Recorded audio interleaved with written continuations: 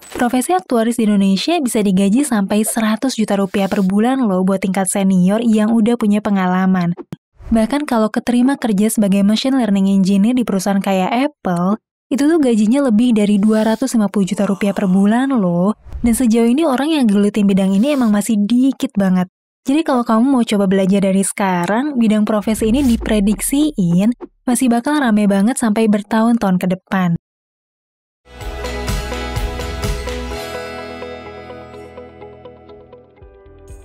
Hai semua, ketemu lagi sama aku Luna. Selamat datang di channel Ngomongin Uang. Di video kali ini aku mau bahas tentang dunia karir.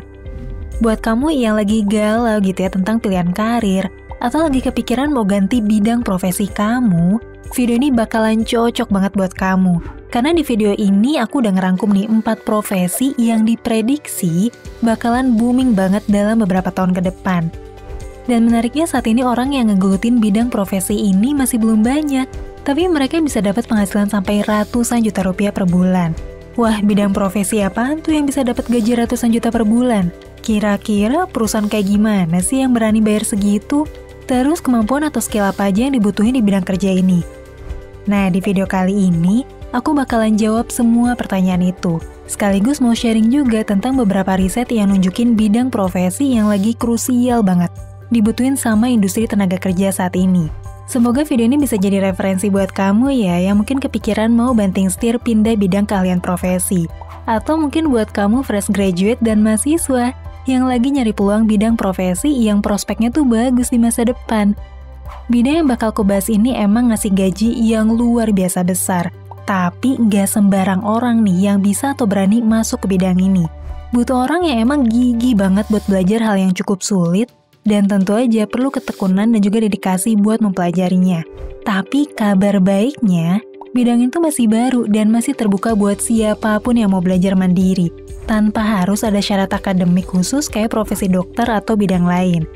Kalian yang bakal kubahas ini bisa dipelajarin dari kursus online bersertifikat, ataupun dijalani dengan praktek langsung dari posisi entry level.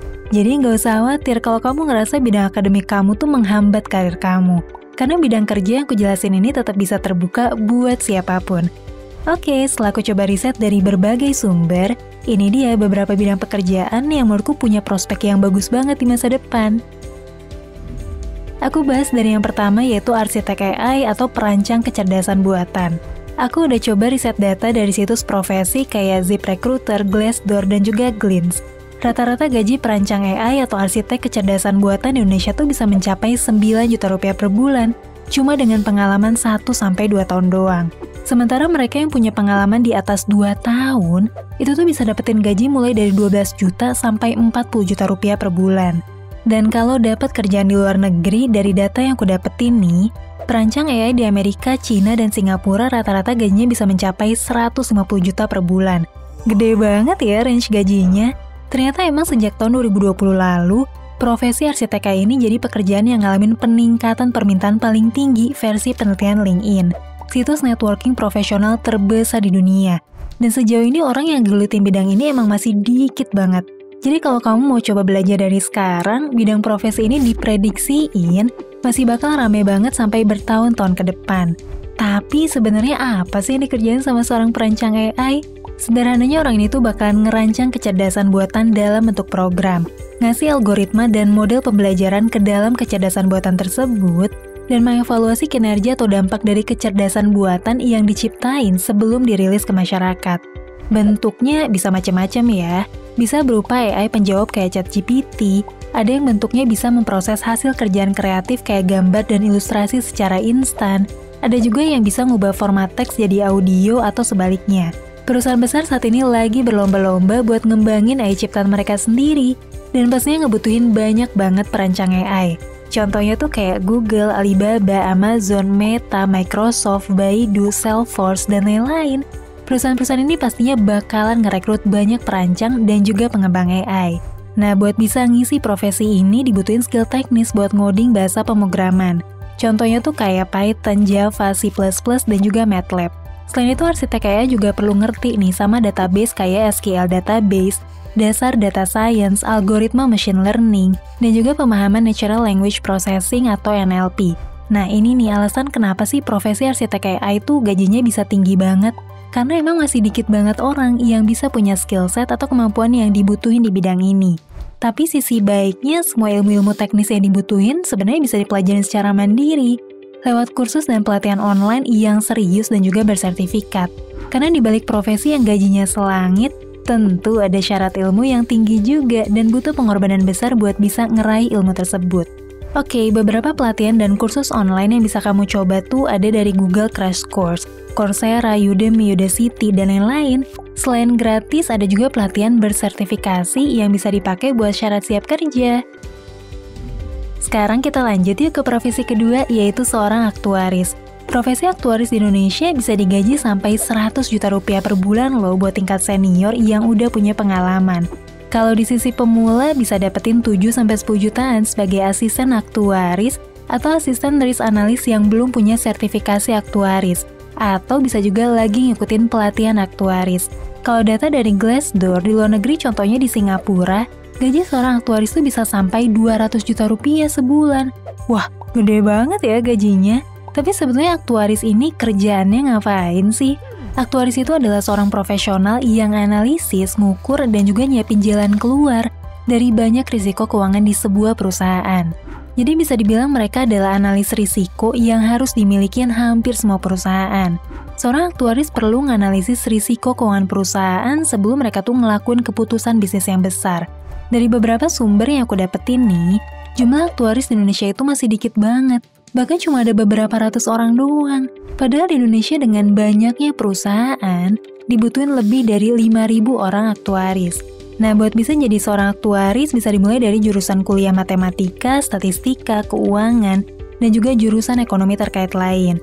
Terus seorang calon aktuaris bisa ngambil sertifikasi aktuaria dari Badan Sertifikasi Aktuaria terkemuka, kayak Society of Actuaries atau Casualty Actuarial Society, yang tentunya ada ujian-ujian dan tes kemampuan buat dapetin sertifikasinya.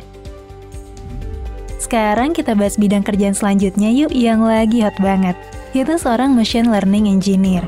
Gaji profesi ini di Indonesia berdasarkan Quora dan juga Glassdoor bisa sampai 10 juta rupiah buat pemula. Karena termasuk profesi baru dan belum banyak saingannya, seorang machine learning engineer dengan pengalaman di atas 2 tahun itu bisa digaji sekitar 20 jutaan per bulan.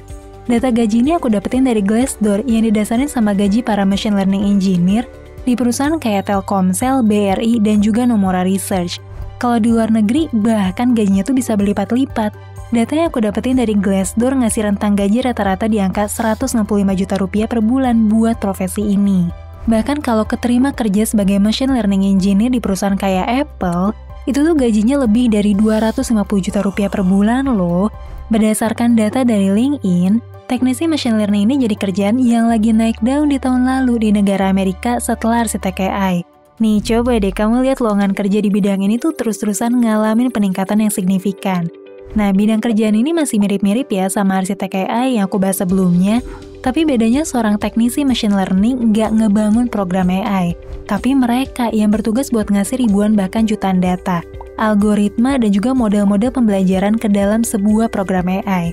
Seorang teknisi machine learning bertugas buat nganalisis data yang bahkan dimasukin ke program AI, bikin model pembelajaran AI tersebut, nguji dan nerapin algoritma, juga monitor hasil pengetahuan AI berdasarkan data-data yang dimasukin, buat ngejaga AI tersebut gitu supaya nggak jadi AI yang jahat yang bisa ngerugiin manusia.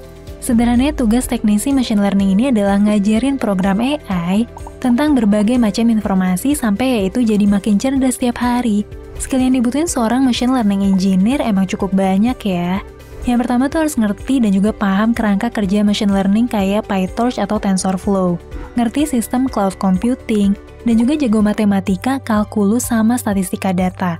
Untungnya semua skill ini bisa dipelajarin secara mandiri di web kursus dan juga pelatihan online kayak edX, Udacity, Coursera, dan juga FastAI. Bahkan Google sama Microsoft juga ngasih pelatihan gratis buat siapapun yang mau belajar tentang machine learning engineer. Tapi karena ini bidang profesi baru, emang butuh dedikasi dan waktu lebih buat belajar ilmunya. Bisa dibilang butuh waktu setahun penuh buat belajar ilmu-ilmu skill set yang dibutuhin nih buat jadi seorang machine learning engineer. Tapi ya mengingat ini ilmu yang susah, Dan juga nggak sembarang orang yang bisa ngerti, ditambah lagi gajinya yang selangit. Proses pembelajaran dan waktu yang harus ditempuh juga emang sepadan sama kesempatan karir yang luar biasa. Oke, sekarang kita lanjut ke profesi yang terakhir, yaitu blockchain developer. Seorang blockchain developer itu bisa digaji 120 sampai 150 juta rupiah per bulan di perusahaan luar negeri. Kalau di Indonesia, jujur aja aku belum nemuin nih data gaji seorang blockchain developer tuh rata-rata di angka berapa. Tapi dari beberapa kenalan aku sendiri yang kerja sebagai pengembang blockchain di Indonesia, gajinya bisa mencapai 20 sampai 30 juta rupiah per bulan. Nah, kerjaan di blockchain developer itu nggak melulu tentang kripto ya. Banyak juga perusahaan atau lembaga keuangan dunia yang emang lagi mengeksplor kegunaan blockchain buat ningkatin kinerja perusahaan mereka. Saat ini ada banyak perusahaan yang lagi mengeksplor dunia blockchain dan juga nawarin posisi sebagai blockchain developer. Contohnya kayak IBM, JP Morgan, Samsung, Microsoft, dan juga PayPal. Selain itu, tentu aja perusahaan di bidang kripto kayak exchange kripto baik dalam maupun luar negeri.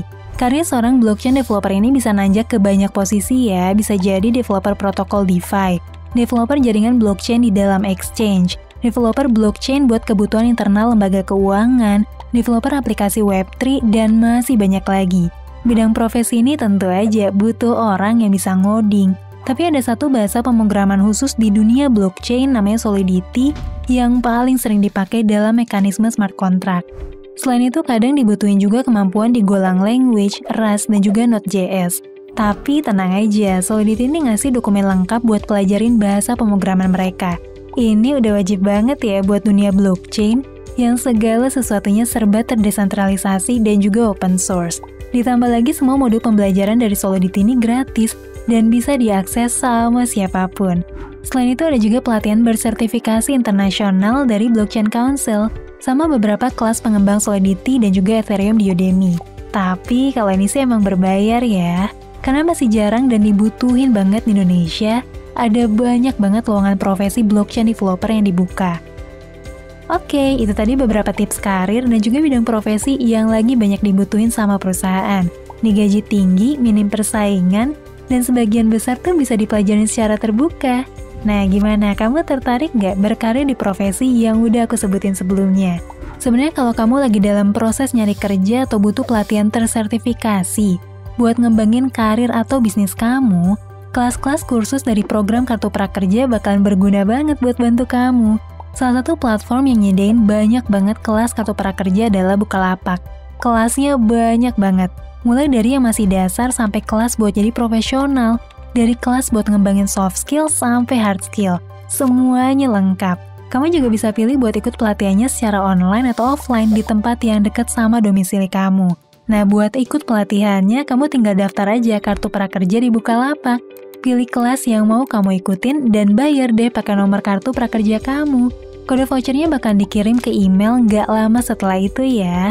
Kalau udah ikut kelasnya, kamu juga bisa ikut kompetisi prakerja siap kerja dari Bukalapak dan berkesempatan menangin hadiah senilai ratusan juta rupiah. Oke deh, semangat ya buat kamu yang lagi nyari kerja, ngembangin karir, atau bahkan bangun bisnis sendiri. Semoga video ini bisa bermanfaat buat kamu, khususnya yang lagi galau mau banting setir ke bidang profesi lain. Atau mungkin kamu mahasiswa yang lagi mikir-mikir mau fokus bidang kerja apa.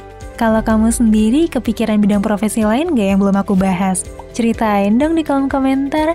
Sampai ketemu lagi di video selanjutnya. Tetap di channel Ngomongin Uang, karena ngomongin uang gak ada habisnya.